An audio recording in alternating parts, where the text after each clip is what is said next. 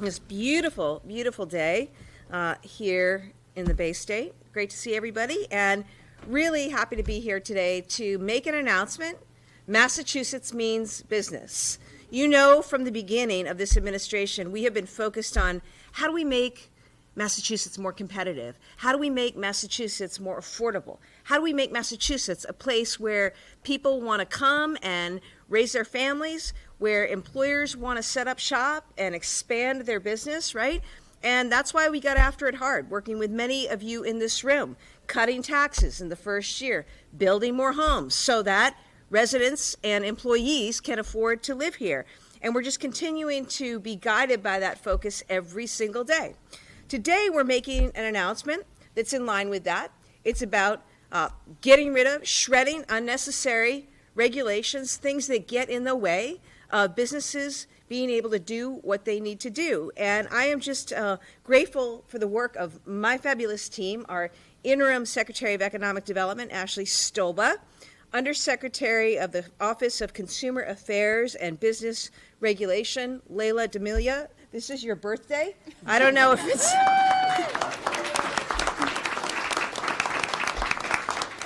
I want to thank the Undersecretary because her team, and I'll introduce the other commissioners, you know, these are the folks who are charged with something really important in government, making sure that we have a really well-run, well-executed government when it comes to intersecting with the business community. And, you know, the work that they did, that I asked them to do a couple of months ago, was fantastic. It is deep, it is meaningful. It's something that we haven't seen the likes of in this state for a long, long time. And they really dug deep. So I want to thank, the Undersecretary for her leadership and taking up this charge. I also want to thank our commissioners. Commissioner David Rodriguez of the Division of Standards, Commissioner Sarah Wilkerson of the Division of Occupational Licensure, Commissioner Mike Caljo of the Division of Insurance, Commissioner Mary Gallagher of the Division of Banks, Commissioner Karen Charles of the Department of Telecommunications and Cable. Thank you all for the work that you did to go through, take the time, you know, to get these to where they need to be. Good for the Commonwealth, good for business, and good for the folks who actually are there working alongside businesses who don't have to deal with stuff that's antiquated, stuff that doesn't make sense anymore. I don't want teams wasting time doing stuff that doesn't make sense, and this was a chance to clear through all of that. I'm going to get a glass of water because I have something. Anyone in a bag? Thanks, Ayub. We also have great guests with us here. Oh, thanks. We also, thank you. It's water. It's just water. Great guests with us here today. Partners every step of the way, and those are members of our business community. Our business community is not a big monolith. It comes in all shapes and sizes, a lot of different trade associations, a lot of different folks, but I think everybody joined together in helping us get here today and do what we need to do. And I want to thank John Hurst of the Retailers Association of Massachusetts, Brian Houghton of the Massachusetts Food Association. Also with us, Jim Rooney of the Greater Boston Chamber of Commerce, Brooke Thompson of the Associated Industries of Massachusetts, and J.D. Cheslov of the Massachusetts Business Roundtable. And business owners from across Massachusetts who are here, thank you for taking the time to be with us this morning. As I said, for 2.5 years now, we've been focused on making Massachusetts more competitive, more affordable, an easier state to do business in. And I mentioned some of the things that we did. Among other things we did, Mass Leads Act, transformational economic development bill, right? We're firing on a bunch of fronts, applied AI, climate technology, life sciences. But we're also in that bill, which I signed into law, investing in our businesses and removing barriers to growth. We also passed an energy infrastructure bill. I hear from residents and businesses, you know, we've got to bring, energy costs down, and we passed an energy infrastructure law that is going to slash red tape and help us launch an energy affordability agenda, bringing more energy into the state and bringing costs down for everyone. This is about delivering. It's about government showing that it works And it's about us looking to work in continued partnership with all of you to grow our businesses. So Massachusetts means business. That's the tagline. That's what we're about. Let me tell you what it is. So I asked all of our agencies to go out and look at all their regulations and identify the ones that we could just scrap, the ones that we should get rid of. And they looked at, I think, over 150 sets of regulations. They asked businesses, including some in this room, what can we do? What can we get rid of? What's unnecessary here? And today we're announcing the first set of cuts and reforms. Today we're cutting down 38 different sets of regulations. That's 25% of the total of all regulations, so that's significant in and of itself in just a couple of months. And I'll give you an example. So we learned that grocery stores have to follow these really absurd rules about font size and color size. You familiar with that? No, all right. Well, I am. I have looked. I didn't realize that it was a state regulation. But today, we're getting rid of that. All right. Who's a skier here? Who's a skier? We got some skiers, right? It's not skiing weather. But we have wonderful ski areas here in Massachusetts and wonderful businesses, and yet they have to take the time to put up these arcane signs on the trails that make no sense. So this is for our ski lifts operators and those who own and operate our ski areas, and I'm just happy to say that we're getting rid of those too.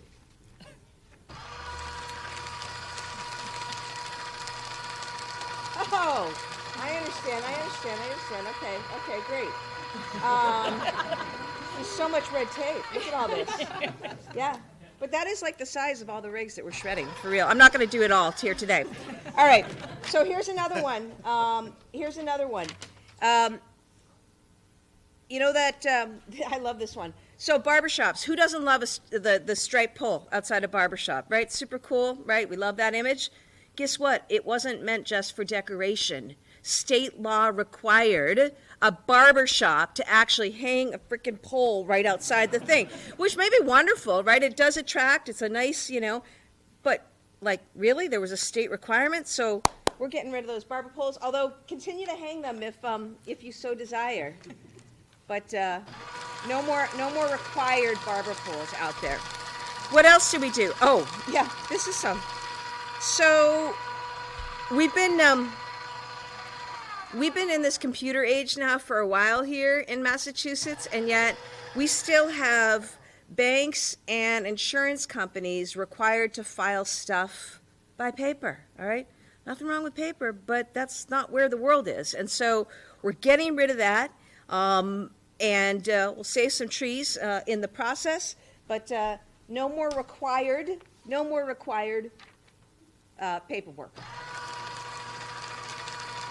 All right, and the last thing, oh yeah, we talked about absurd unit pricing. We talked about the barber shop. Okay, all this stuff. We talked about the paper filings.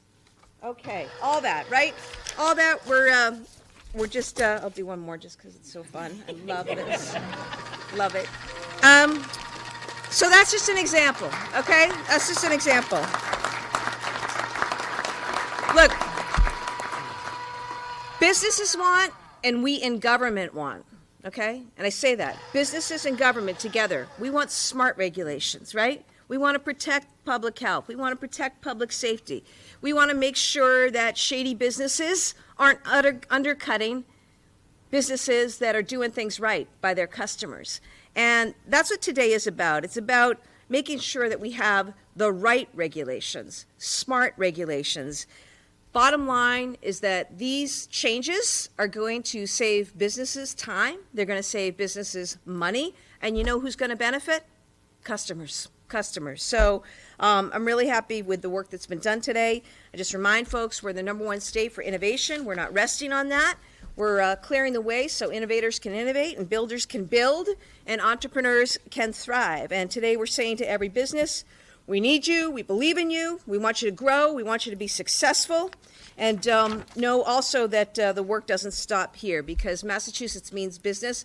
Today is just a start. We're going to continue to work with businesses including inviting the public and businesses to tell us what aggravates you, what gets in the way, and what we can get rid of and change. Okay, we need your help with that, but I look forward to it.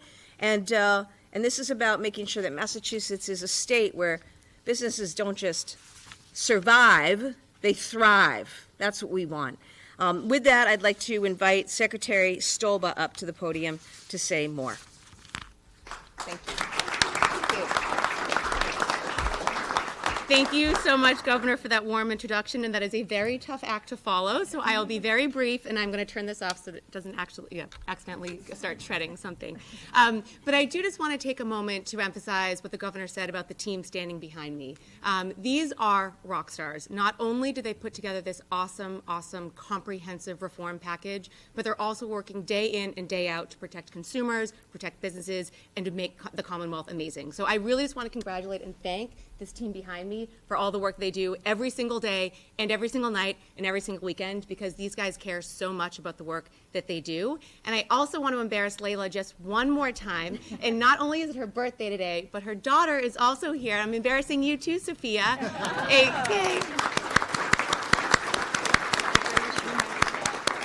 Sophia just graduated from UMass Amherst a couple weeks ago, so we are so thrilled that you're here.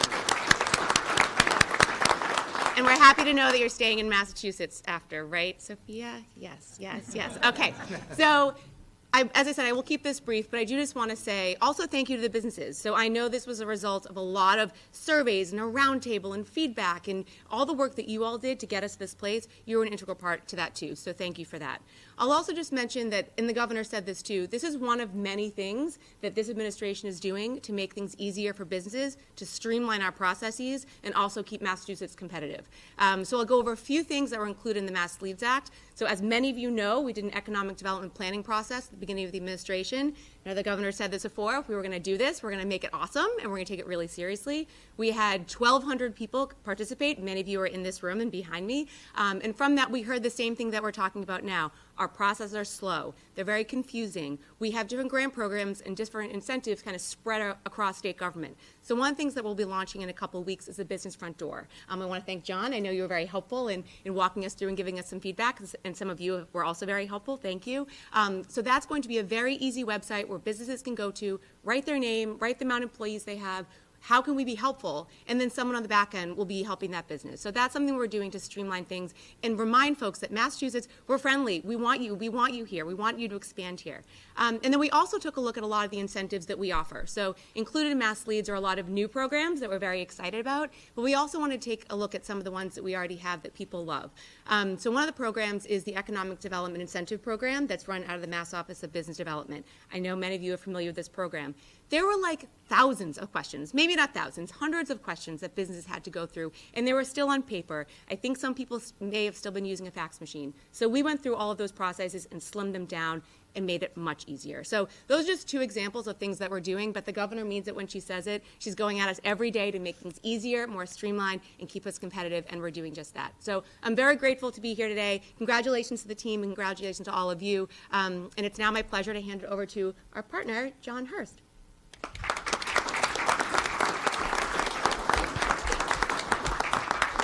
Thank you, Ashley. And thank you, Governor. I'm pleased to be here this morning because, you know, we have 4,000 members, and anytime I ask our members what bothers you the most about government, it's easily the first words out of the mouth is red tape.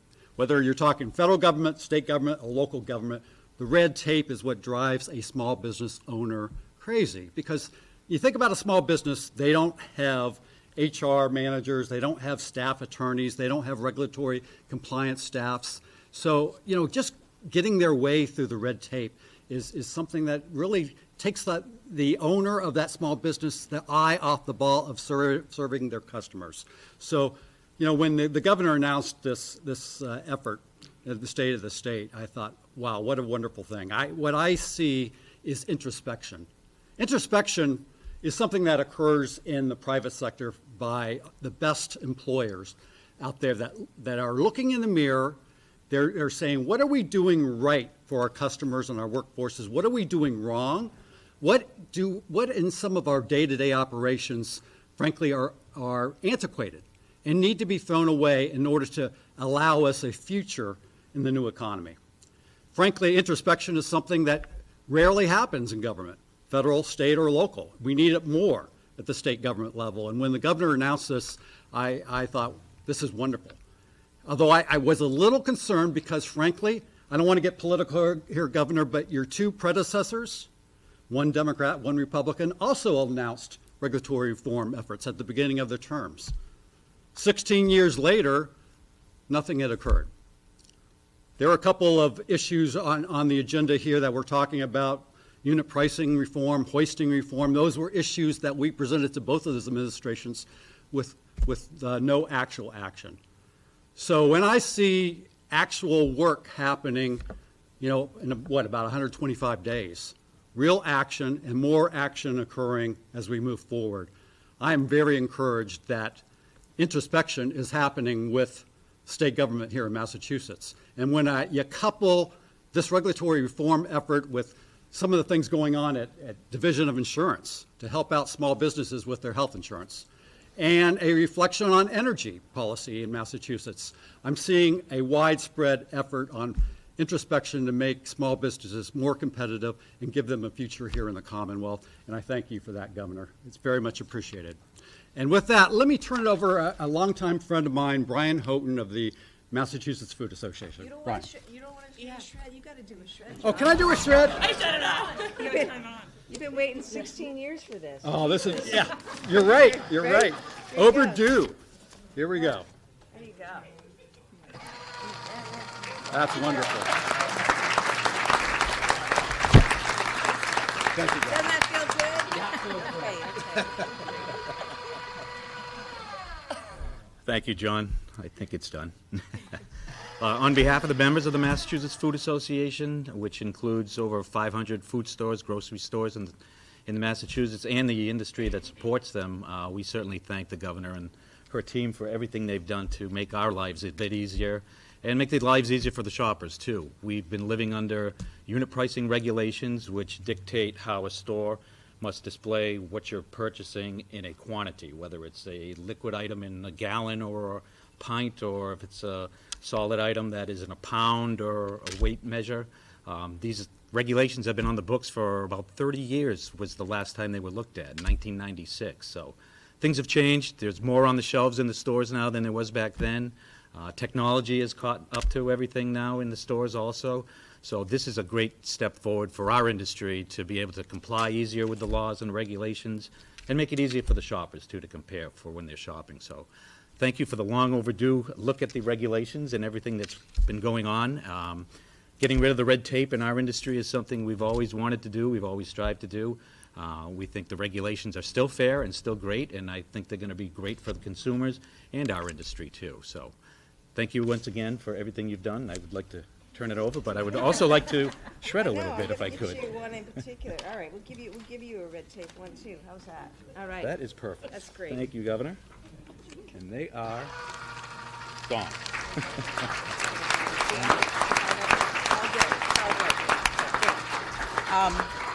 She was introduced earlier, but I just want to reintroduce our Undersecretary of ACABR, Layla D'Amelia.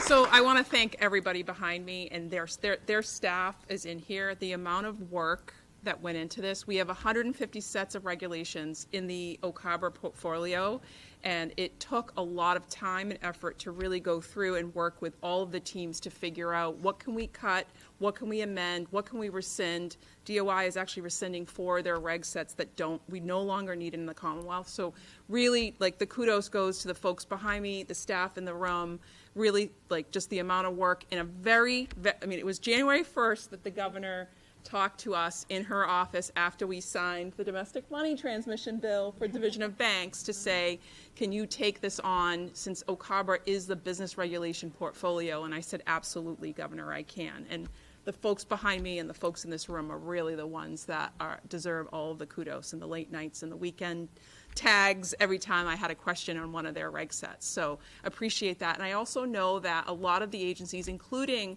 the agency of the Office of Consumer Affairs, we are looking at lots of modernization projects that are happening. So we, in our office for home improvement contractor, we just deployed a new platform that makes it easier for contractors, easier for homeowners to find information, to register with the Commonwealth, and then working with the programs team to really think about the paperwork that we have been asking for. Is it necessary? It is a registration. It is not a license. So we've done a lot of work to really pull apart the programs within my office. And then the Division of Occupational Licensure, who is online, but they have 3 disparate systems. And right now, Sarah and her team are leading a 3-year project to take the permitting inspection, 2 licensing platforms to merge it into one for that consumer. And so she licenses over 500,000 people in the Commonwealth. So again, there's a lot of other types of reforms and modernization work going on along with the regulation review. So I'm so thankful to be part of the governor's team and the team that I have here at OCABRA. Just can't say enough of how remarkable they all are. Thanks, Liz. Thank you very much. Thank you so much, Undersecretary. We're going to have a big birthday cake for you, and I'm so glad that you could bring your daughter. But again, thank you very much to folks on our team for the work undertaken the last few months to get us to this point. And we're just going to keep going with more input and involvement from our businesses and from the public. With that, we're happy to take any on-topic questions. Governor, I'm not sure if you ski or snowboard, but Ski. I wish I snowboarded, but I started too late.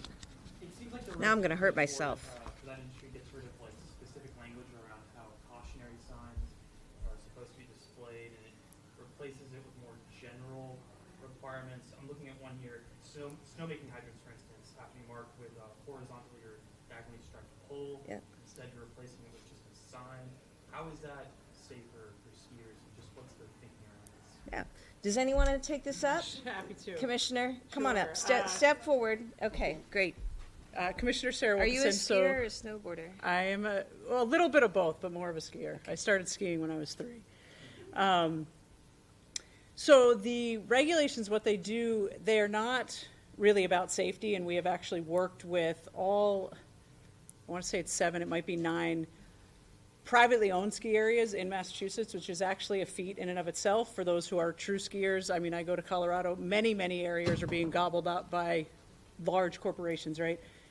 One of the challenges, though, is for any business, you have certain locations you go to purchase things, right? So what we are doing with this regulation, we don't believe, and the ski areas don't believe it's any less safe for the skiers or snowboarders. What it is it's unifying it from the nationwide standard of what needs to be marked in every place, so you can actually go and get the unified. So in fact, it's also, in theory, you could argue safer for skiers because they're going to see the same warning signs in every state. Massachusetts isn't picking our own way in which to mark, which maybe isn't familiar for somebody in another state coming here to visit.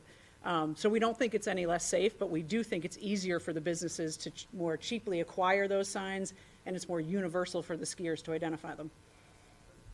Thank you. Thank you. Did that answer your question? Do you ski or snowboard? You ski, okay. Good. Governor, can you talk a little bit more about some specific examples of how the consumer benefits?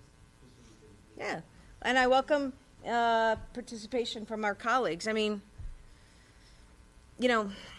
at the end of the day, you guys know this, like government is there to serve a purpose. There are certain things that only government can do, like and are charged with. We got to ensure public safety, right? We got to ensure that food is safe and that our medicines are safe. And, as a result, there are different regulatory regimes around that.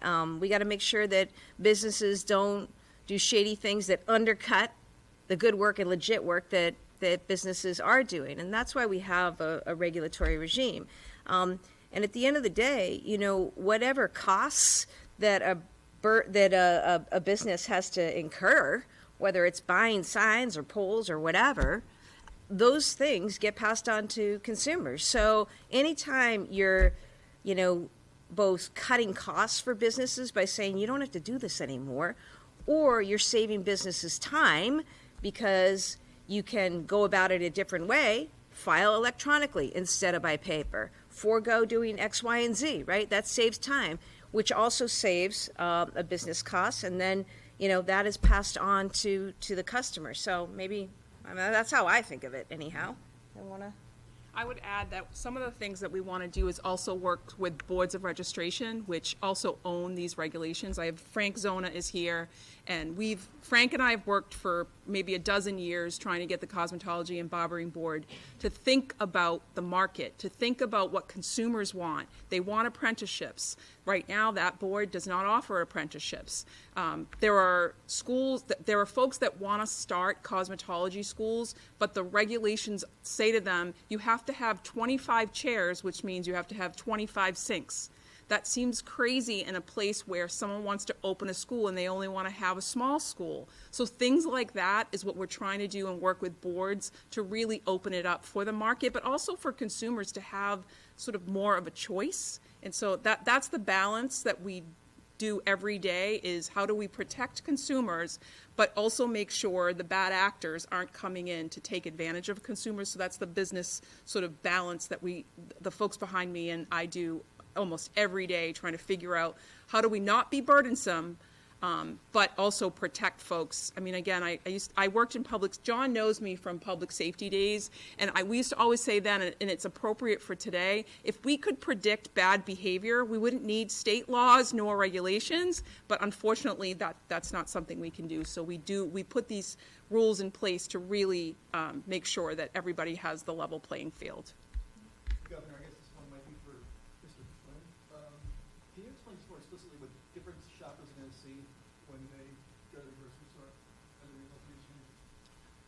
Some of the laws, the modifications made in the law are going to make it probably clearer for folks to be able to shop. A lot of the items that were covered under the unit pricing regulations were not, a lot of the items that are sold in a store now were not covered under the regulations prior to the rewrites. There were categories of things you had to do and how they would be displayed and how they would have to be priced and such. And now it's going to be easier for stores to do that, to have the message sent out to consumers. They don't have to all be in the orange and white tags. The orange was required by the state to be done on the shelf labels. Now they can pick a color. If the store has a brand color of red, say, they could use a red instead of an orange. So there's a little more freedom of expressing what the pricing has to be, and more items, I think, are going to be uniform as far as comparing them to other items, similar items. Easier to comparison shop? It should be at the end of the day, yes. Have you thought about how these regulations are similar or different to those, in the idea of cutting red tape and making things more efficient? How is it similar or different? Yeah. Well, I have a few things to offer about that.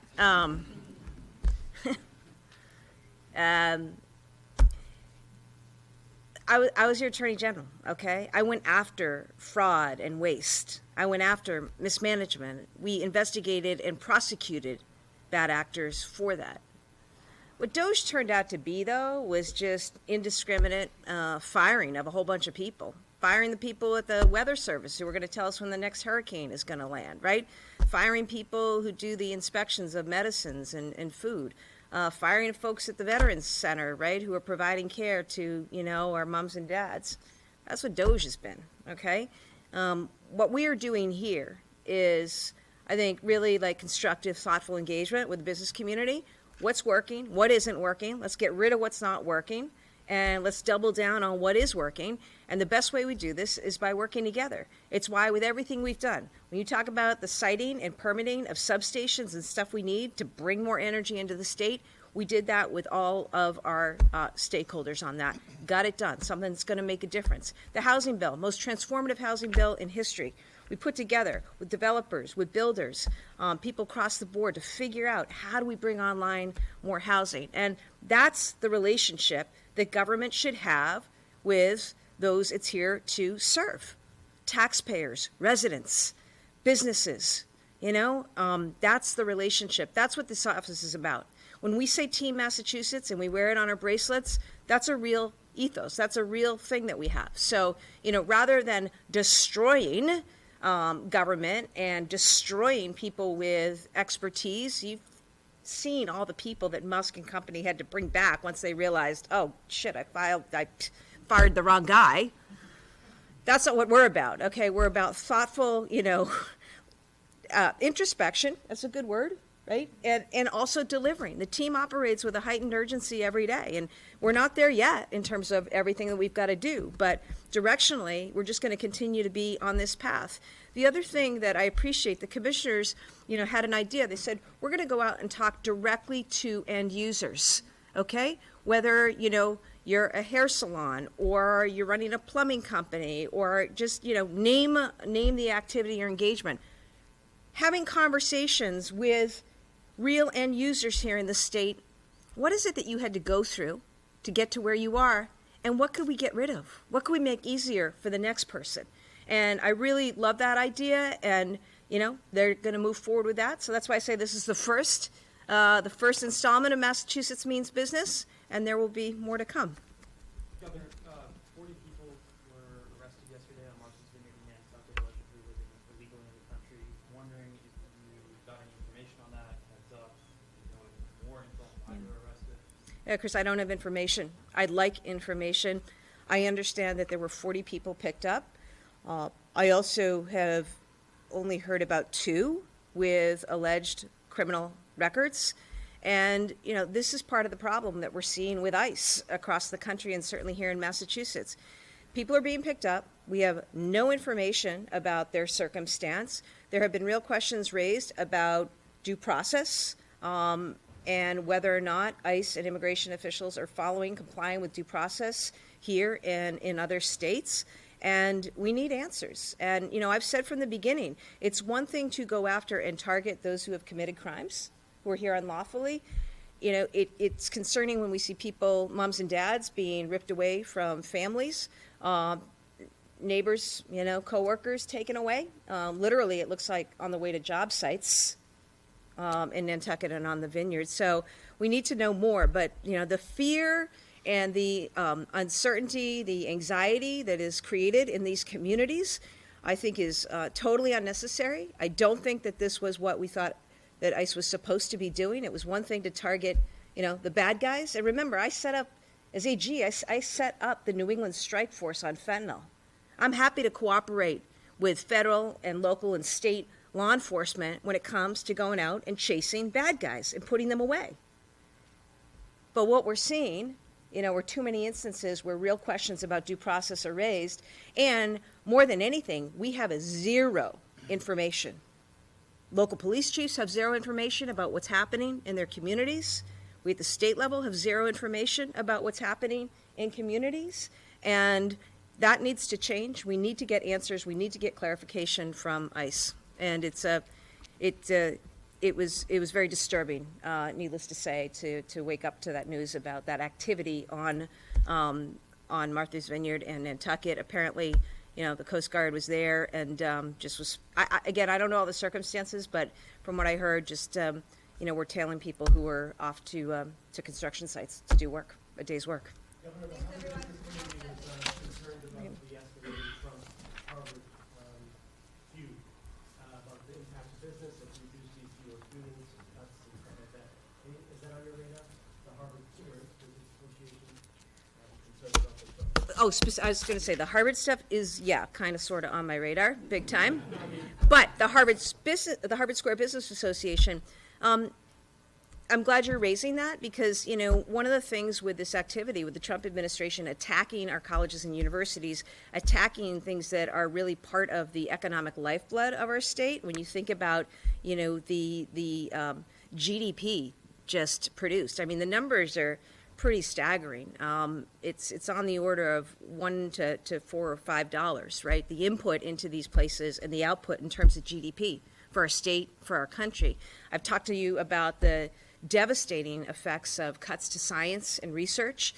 How many of our entrepreneurs, innovators, in fact, I just called one this morning, and I called another one yesterday.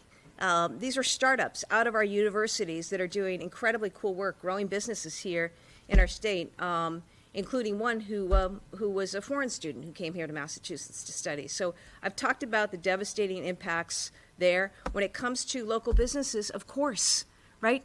The restaurants, right? Hospitality, the retail, the coffee shops that are there, and are supported by our university students, faculty, our foreign students.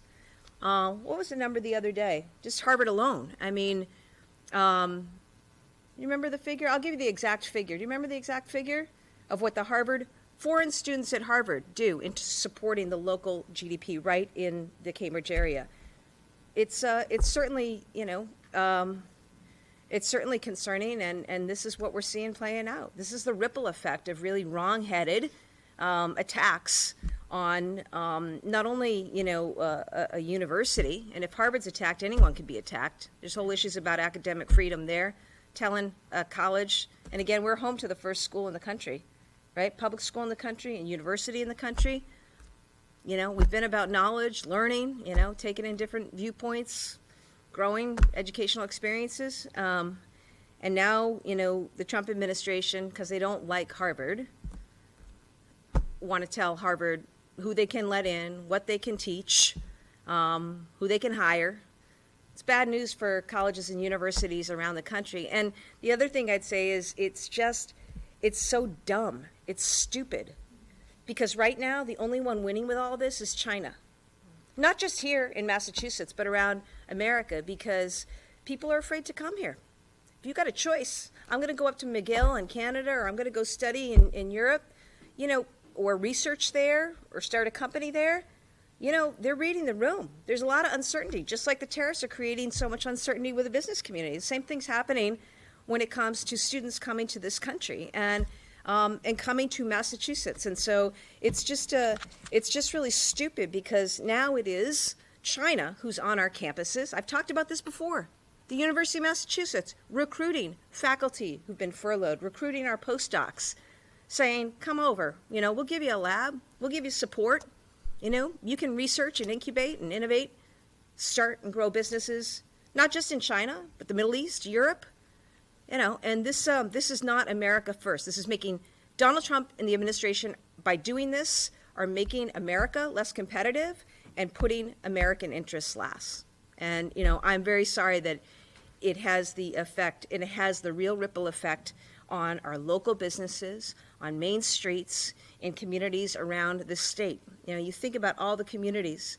I was out at Mount Holyoke this weekend, and sorry guys, I know you're going to pass out, but this isn't just a Harvard issue. I talked to two graduates of Mount Holyoke, two foreign students, and they had planned to come here. They wanted to stay on and study here and work here, and instead they're going back home because they're just so nervous and uncertain.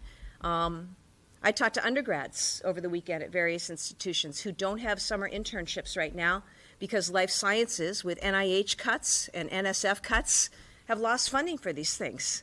So we're talking about your college students today are affected already by the wrong-headed cuts that the Trump administration has made.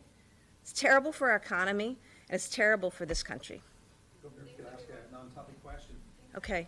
Very quickly, credit unions are one of your best tools fighting poverty in our state. Yet we've laboured under regulations that are over 100 years old. When the regulations were written, we didn't even have electricity in the state. So I wanted to see what plans Commissioner Gallagher has to even the playing field for credit unions. I describe it as doing just that, Commissioner. It is evening the playing field with credit units. The Heroes Act, by the way, Governor, 100,000 members of Hanson are delighted and doing much better because of that. Yep, best veterans legislation in the country. I'm really proud of the team. Do you want to say anything, Commissioner, about credit unions? I'll just say thank you for the credit union associations here, and I know you're at Hanscom and Metro, and we have Mass Bankers here and Mass Mortgage Bankers associations here. We look forward to working with you both, all of you, on priorities. As you know, we regulate state-chartered banks and credit unions, hundreds, thousands of non-bank licensees, and on the banking side, our efforts here are to try to